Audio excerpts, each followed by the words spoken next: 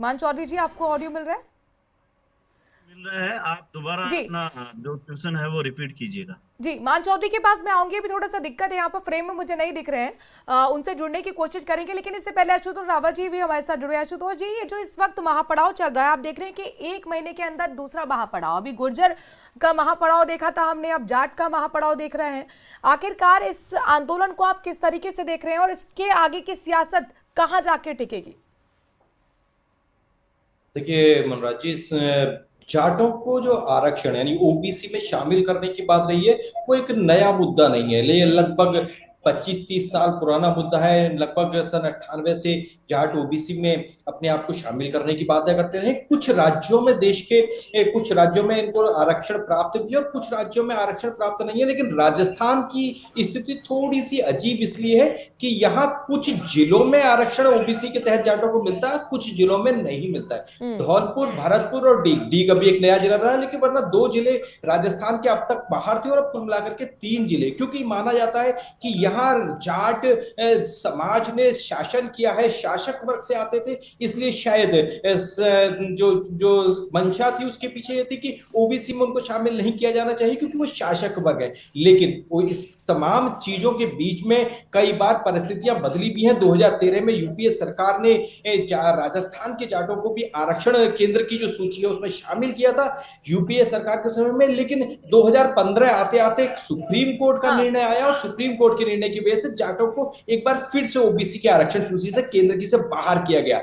ऐसे में अब यह जाटों का मुद्दा दो स्थानीय नेता हनुमान बेनीवाल और संजना जाटव जो आज इस धरना प्रदर्शन का नेतृत्व कर रहे हैं, उनको मुझे लगता है कि हनुमान बेनीवाल को जाट होने के नाते उस वर्ग से एक अपनापन तो है ही है, लेकिन शायद उनको राजनीतिक उम्मीदें भी दिख रही हैं भरतपुर के अंदर कि वो एक बार जाट समाज के नेता के तौर पर अपने आप को पुनः राजस्थान की राजनीति में स्थापित कर पाए। क्योंकि लोकसभा और विधानसभा चुनावों के जिस तरह के परिणाम आए थे उससे हनुमान बेनीवाल जी की अपनी व्यक्तिगत छवि को, राजनीतिक महत्वाकांक्षाओं को चोट पहुंची थी।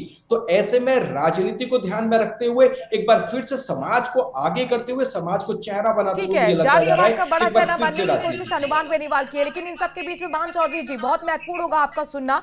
आपसे हम जुड़ने की कोशिश भी कर रहे थे। सबसे पहला सवाल मैं आपके पास ही लेकर आई थी। मुझे ये बताइए, अभी बहुत ज्यादा वक्त नहीं है, जयचौली में भी महापड़ाव आप लोगों ने किया था, सरकार की तरफ से तो आश्वासन मिला था ना, फिर ये दोबारा महापड़ाव क्यों? देखिए, आप सवाल मेरे से है ना मैम? जी जी। देखिए, सरकार की तरफ से हमेशा आश्वासन मिले हैं। कई सालों से ये लंबित है मामला। और आप देखिए, भरतपुर, धौलपुर, डीग के जो क्षेत्र के जो किसान जाट समाज के लोग हैं, वो बड़े मुश्किलों से अपना जीवन यापन करते हैं, बड़े मुश्किलों से अपने बच्चों को पढ़ाते हैं। और पढ़ाने के बाद आप देखिए 2015-17 में भी जो विभिन्न विभागों के अंदर जो नियुक्तियां आई थी, वो नियुक्तियां अभी तक दी नहीं। बड़े सारे संघर्ष करने के बावजूद हमारे को केंद्र में जाट समाज को आरक्षण नहीं मिला। हम्म। इसको लेकर खाली आश्वासन मिला है। हम्म। तब तक नहीं मिलता, तब तक हमें अब बड़ा आंदोलन, ये आज तो सांकेतिक धरना मान लीजिए या हमारी सभा मान लीजिए, अब हम रणनीति बनाएंगे और रणनीति के तहत हनुमान बेनीवाल जी के नेतृत्व में, जाट समाज के अन्य नेताओं के नेतृत्व में, नेम सिंह जी फौजदार यहाँ के जो संयोजक है समिति के, उनके नेतृत्व के अंदर हम सारे लोग बैठ के हम रणनीति बनाएंगे। और केंद्र के बीच हमने हमारी मांगे भी रखी है और सही तरीके से हम मांगे हमारी मांग रहे हैं। अगर मान ली गई तो सही है, नहीं आने वाले दिनों में ये आंदोलन बहुत नहीं, बड़ा मेरा और सवाल है कि क्या उग्र आपको होगी। सरकार के आश्वासन पर भरोसा नहीं है?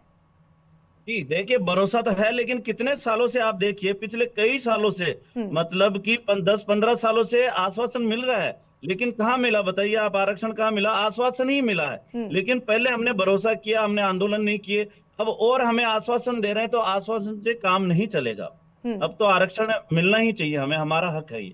शैलेश कौशिक जी भी अब ऐसा जुड़े हुए हैं, और जाहिर तौर पर शैलेश जी, डबल इंजन की सरकार है, दिक्कत कहाँ है? देखिए मनुष्य जी, दिक्कत कहीं भी नहीं है। जब सरकार के द्वारा आज इस अगर जाट आरक्षण को अपन पूर्ववर्ती समय से देखें तो लगातार, चाहे अटल बिहारी वाजपेयी जी के द्वारा जब 1999 में जो आरक्षण देने का काम किया गया था राजस्थान के जाटों को, वो भी भारतीय जनता पार्टी की सरकार और अटल बिहारी वाजपेयी के नेतृत्व में किया गया था।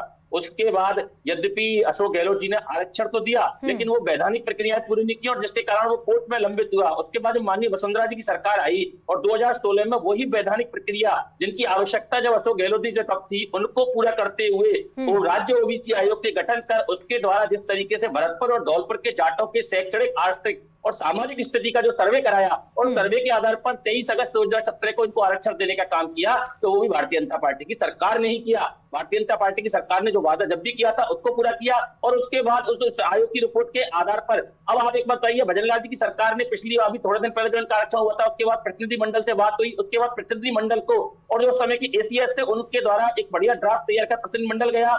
कन्हैयालाल चौधरी जी के नेतृत्व में 4 सदस्यीय ये सदस्य जो इनके जाट आरक्षण संगठन समिति के जो सदस्य थे वो भी गए और केंद्रीय ओबीसी आयोग तक इनकी पैरवी की, इसके बाद बात की और उनको निश्चित रूप से सकारात्मक सरकार रखती है। शैलेश कौशिक जी, लेकिन ये मुझे बताइए 2015 से लेकर 17 तक विभिन्न विभागों में चयनित अभ्यर्थियों की हाईकोर्ट के आदेश पर नियुक्ति फिर क्यों नहीं हुई अब तक?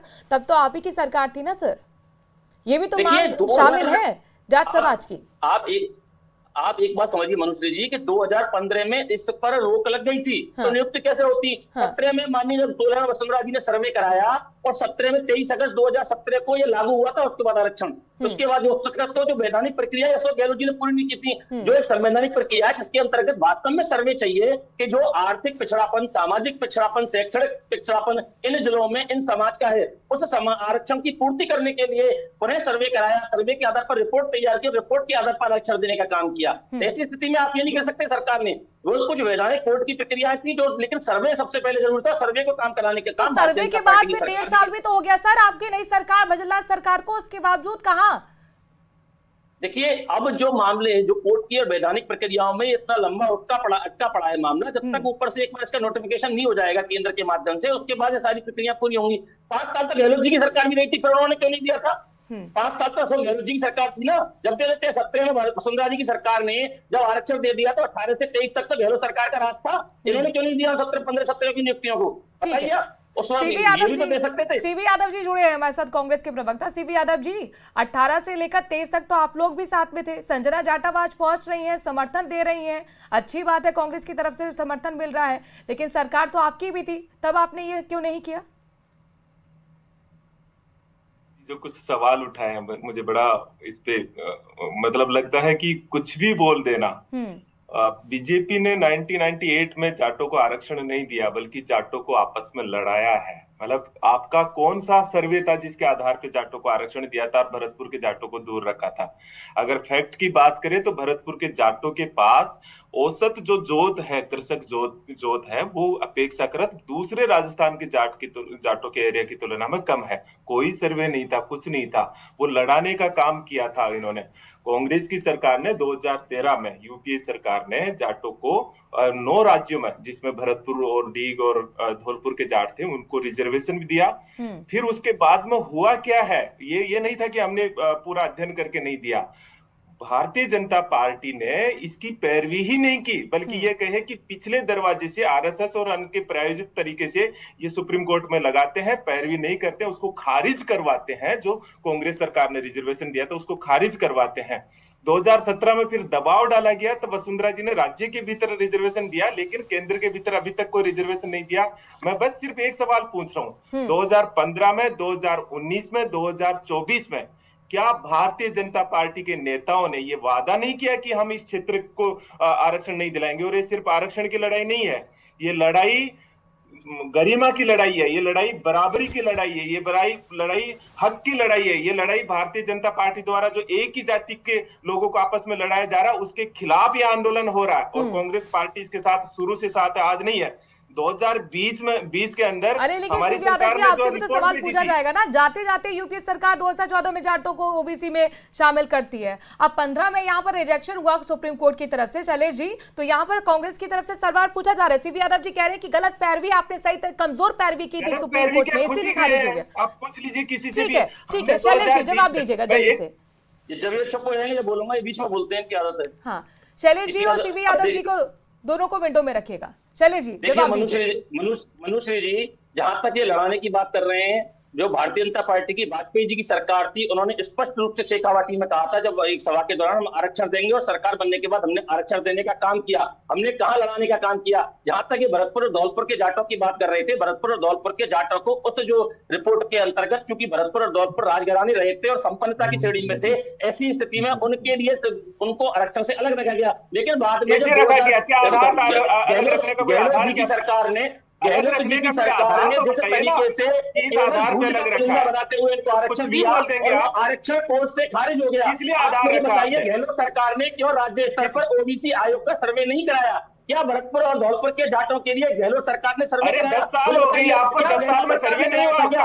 गहलोत सरकार हमने नहीं करवाया, आपने करवा लिया क्या? हमने रिजर्वेशन दिया, और किस सर्वे के आधार पर 1998 में आपने रिजर्वेशन दिया था? आरक्षण खत्म हो कौन गया। सा तर्क के तार्किक का आधार था? राज्य की सरकार बिल्कुल जातियों को आपस में लड़ाते हो, धर्मों को आपस में लड़ाते हो, एक ही जाति को आपस में लड़ाते हो, क्या तार्किक आधार है? कोई तार्किक आधार नहीं है।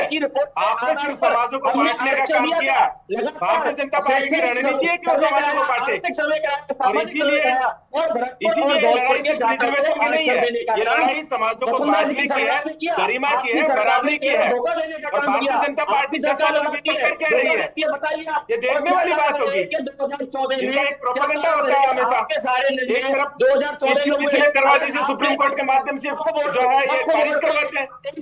राम मंदिर का निर्माण भी तो सुप्रीम कोर्ट के माध्यम से हुआ, आपने उसका क्रेडिट आप खुद क्यों ले रहे हो? तो जब सुप्रीम कोर्ट में पैरवी करवा के आपने रिजर्वेशन खत्म किया, तो ये किसका दायित्व होगा?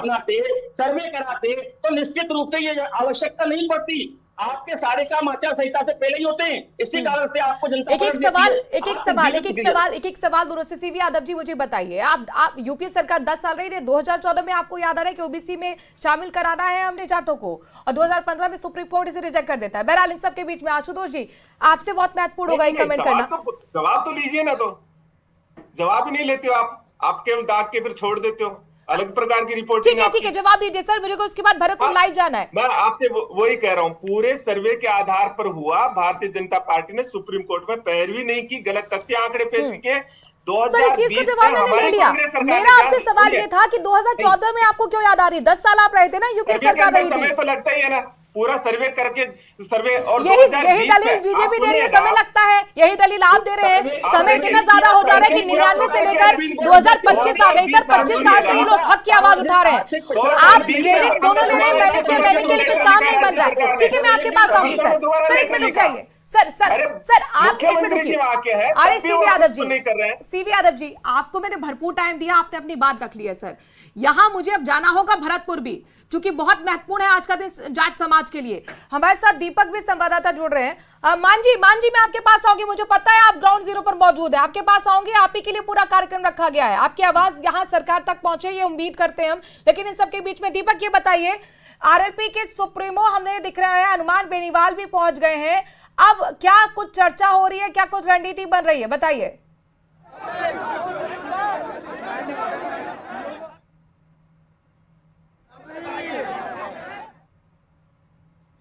दीपक से हम संपर्क साधने की कोशिश करेंगे। जाहिर तौर पर सैकड़ों की तादाद में आज यहां पर जाट समाज के लोग पहुंचे हैं, और सीधे आरएलपी के सुप्रीमो हनुमान बेनीवाल पहले ही चेतावनी दे चुके हैं कि जाट जो है वो एकजुट है, और ये संदेश सीधे केंद्र सरकार तक पहुंचेगा। 1 जुलाई अगर यहां मांगों पर विस्तार से चर्चा नहीं होती है तो 1 जुलाई हम दिल्ली को कूच भी करेंगे। मान चौधरी जी, ये बताइए कि यहां पर आपने सुना, बीजेपी को भी सुन लिया होगा, कांग्रेस को भी सुन लिया होगा। आप काफी देर से बोलने की भी कोशिश कर रहे थे, लेकिन मेरे सवाल के जवाब को भी उसमें ऐड कर दीजिएगा। दोनों कह रहे कि हमने कोशिश की है, तो फिर कोशिश नाकाम कहां हो रही है? जी देखिए, इन्होंने हमेशा कोशिश की है। बीजेपी 1999 में जो आरक्षण मिला, अटल बिहारी वाजपेयी जी ने जो आरक्षण दिया था, उसके बाद में भरतपुर धौलपुर डी के क्षेत्र के जाट समाज को इससे वंचित रखा गया, और 25 साल हो गई। 2014 से तो इनकी सरकार है, 2025 चल रहा है, और 1.5 साल राजस्थान में सरकार है। लेकिन आप देखिए, खाली बातें करते हैं।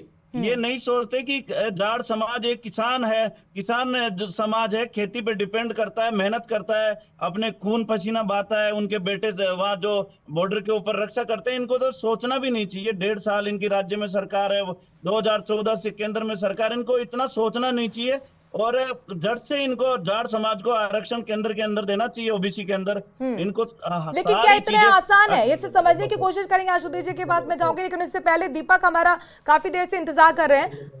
दीपक, ये अब बताइए देखिए, क्या एक- कुछ चल रहा है वहां पर? देखिए जो ये जाट समाज का पहुंचे हुए हैं, उन्हें आप मंच पर देख सकते हैं और हम सब जो एकाग्रित हुए हैं, एक जगह पे इकट्ठा हुए हैं।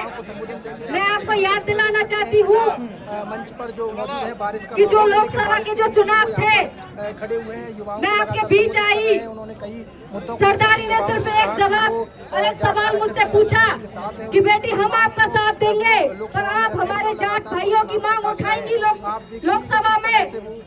मैं आपको विश्वास दिलाया, मैंने भी उनसे कहा कि सरदारी ने जो जितना मुझे आशीर्वाद दिया है, मैं झूठे वादों से नहीं चलती। मैं आपके जो आपने मुझे यहाँ चुन के भेजा है, जो पहला ही सत्र था और पहले ही सत्र में मैंने आपकी आवाज उठाई लोकसभा में।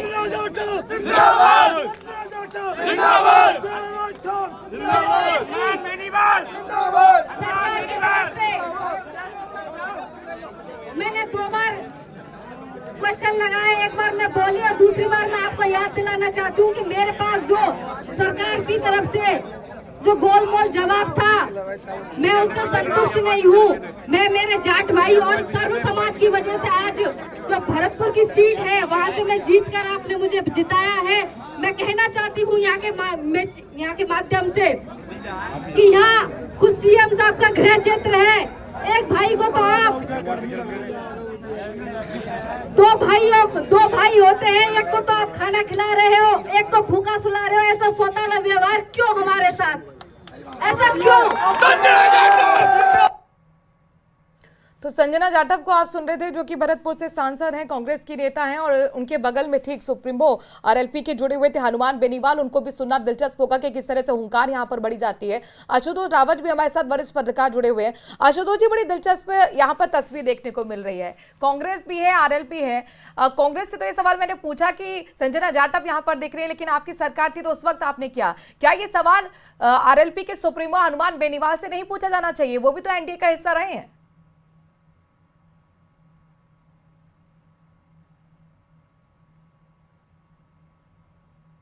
आशुतोष जी की ऑडियो बढ़ाएगा। आशुतोष जी, मुझे लगता है आपने शायद म्यूट कर दिया, उसको अनम्यूट कीजिएगा।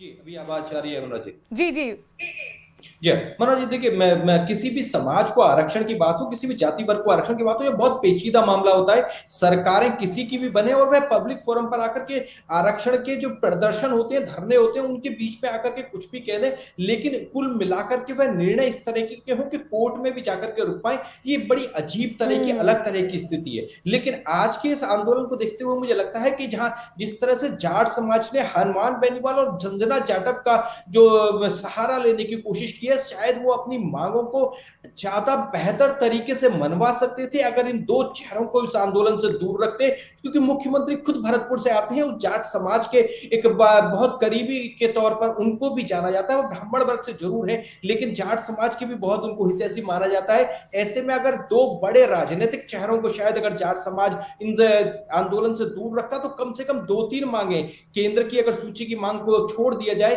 तो 2-3 मांगे जाट समाज की ऐसी थी वाफर के साथ आपको रुकना पड़ेगा। हनुमान बेनीवाल कुछ कह रहे हैं, उनको सुन लेते हैं, सीधे अपने दर्शकों को भरतपुर लिए चलते हैं। महाराजा सूरज में लमर रहे, बोले तेजाजी महाराज की। मैं बोलूंगा, सुनिए मैं बोलूंगा जय भगवान, आप बोलना जाट भगवान। जय भगवान, जय भगवान, जय भगवान, जय भगवान, जय जवान, जय किसान, हनुमान बेनीवाल। सबसे पहले तो मैं बधाई दूंगा यहाँ की जाट आरक्षण संघर्ष समिति को, भरतपुर धौलपुर और नया जिला जो डीग बना है। पहले धौलपुर भरतपुर के जाटों को आरक्षण का मामला चल रहा था, अब डीग भी चूंकि भरतपुर से अलग हुआ, धौलपुर भरतपुर और डीग जिले के जाट समाज को दिल्ली के केंद्र की नौकरियों में आरक्षण मिले, ये प्रमुख मुद्दा आपका है।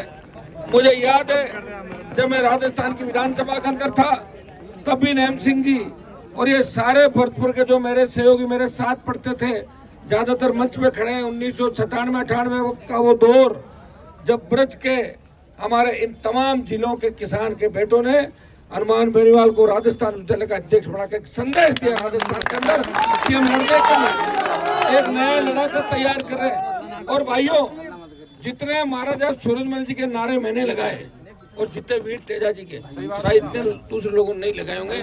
और मैं हमेशा ये बात करता हूँ कि देश के अंदर आजादी का आंदोलन हो चाहे दूसरा आंदोलन हो, महाराजा सूरजमल जी और शिवाजी महाराज ने जो लड़ाइयाँ लड़ी वो देश के अंदर कोई नहीं लड़ सका। वो लड़ाई दिल्ली जिसके चारों तरफ जब मर्जी चले जाते थे और जब चाहे चढ़ाई करके सामान दिल्ली का उठा लाते थे यहाँ पे, और भरतपुर के किले की तरफ कोई नहीं आया। ये अवैध लोहगढ़ इसका नाम है। और इतिहास के अंदर हमारे समाज के नेताओं ने इस बात का ध्यान नहीं दिया। 52 से लेके जब ये बीजेपी तो आई थी 80 के अंदर, 52 से 80, 85, 90 के दौर के अंदर अगर हमारे नेता ध्यान देते तो महाराजा सूरजमल की मूर्ति, तमाम जो प्रतिमाएं देश के प्रत्येक महानगर और प्रत्येक कोने के अंदर लगती और उनकी वीरता की अलग गाथाएं गाई जाती।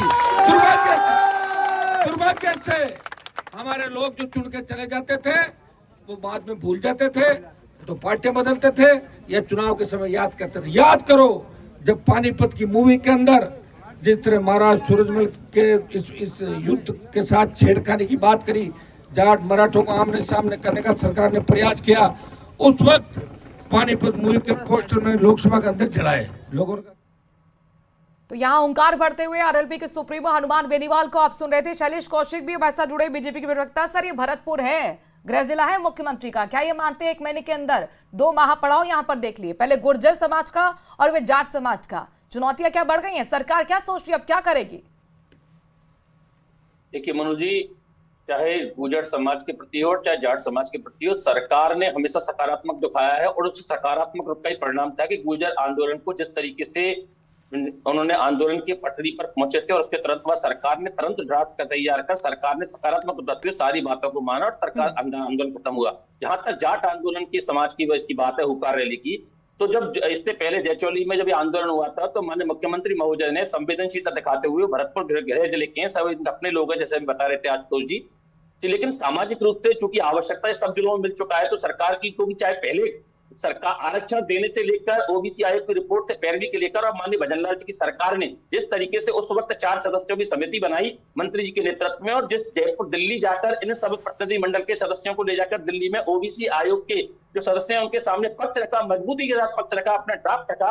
अब चूंकि जब ओबीसी आयोग के पास बात पहुंच चुकी है तो ओबीसी आयोग इस राज्य ओबीसी आयोग की रिपोर्ट का परीक्षण करेगा, सर्वेक्षण करेगा, सुनवाई भी होती है और उसके बाद कोई अपने सत्यापन भी करता है। ऐसी स्थिति में निश्चित रूप से थोड़ा समय लग सकता है, लेकिन ये स्पष्ट है कि भारतीय जनता पार्टी की सरकार चाहे केंद्र में हो चाहे भजनलाल जी की सरकार राजस्थान में हो, दोनों सरकारें लगातार सकारात्मक उस विषय पर है, चाहे गुर्जर आंदोलन का विषय हो चाहे जाट आंदोलन का विषय हो, सरकार ने हमेशा समाजों के प्रति सकारात्मक रुख रखा है। मान चौधरी जी, चूंकि आप जाट समाज का प्रतिनिधित्व भी करते हैं, साथ ही आप आरएलपी से भी जुड़े हुए हैं, आज आप ही के जो मुखिया हैं हनुमान बेनीवाल, उनको भी हम सुन रहे थे, लेकिन क्या उनसे सवाल नहीं पूछा जाना चाहिए? वो भी तो एनडीए का हिस्सा रहे हैं, तो आखिरकार फिर आप लोगों की मांग पर क्यों विचार उस वक्त नहीं हो पाया, क्यों वो मांग पूरी नहीं करा पाए? जी देखिए, हम तो जो सुप्रीमो है हनुमान बेनीवाल जी, जो एनडीए गठबंधन था कुछ समय तक रहे, अपनी बातें भी रखी, लेकिन वही आश्वासन और मिला और उस पे थोड़ा समय सरकार को दिया, मोदी सरकार को। उसके बाद में किसानों के मुद्दे पे 3 कानून आए थे तो उस पे हम अलग हो गए थे एनडीए से। लेकिन देखिए कब तक आश्वासन मिलेगा। भोला समाज है, जाट समाज सीधा समाज है, देश की सेवा करता है, खेत में काम करता है, तो इनको ये बड़ा मन रख के अभी तक ये जो केंद्र के अंदर ओबीसी में आरक्षण दे देना चाहिए। इतने ये भाषणबाजी करते हैं प्रवक्ता, इतनी बातें बोलते हैं सारा कुछ। और हनुमान बेनीवाल जी ने ये कहा, अभी भी हम 1 महीना, हनुमान बेनीवाल जी ने कहा कि 1 महीना हम दे रहे हैं, आश्वस्त हो रहे हैं कि कोई बात नहीं, महीना है आपके, अगला जो महापड़ा होगा, आंदोलन होगा, वो नेशनल हाईवे के ऊपर होगा। ये चेतावनी आज यहाँ की जो सभा है उससे हनुमान बेनीवाल जी ने दी है, मनुराज जी। और ये खाली बातें करते हैं, कितना समय इनको मिला, बड़ा मन रखना चाहिए इनको। जाट समाज ने बीजेपी को भरपूर वोट दिया है, समाजों ने बहुत सारा साथ दिया, सारे समाज ने, लेकिन अभी तक आरक्षण से वंचित रखा। 2015 से 17 में जो नियुक्तियां थी वो लंबित रखी, जो नियुक्तियां थी वो अधूरी रह गई। बड़ी सारी चीजें इनको सोच के बड़ा मन रख के सारा काम करना चाहिए। इस सब के जी। लिए आप किस सरकार को जिम्मेदार ठहराते हैं? कांग्रेस की, बीजेपी की, दो- दोनों की सरकार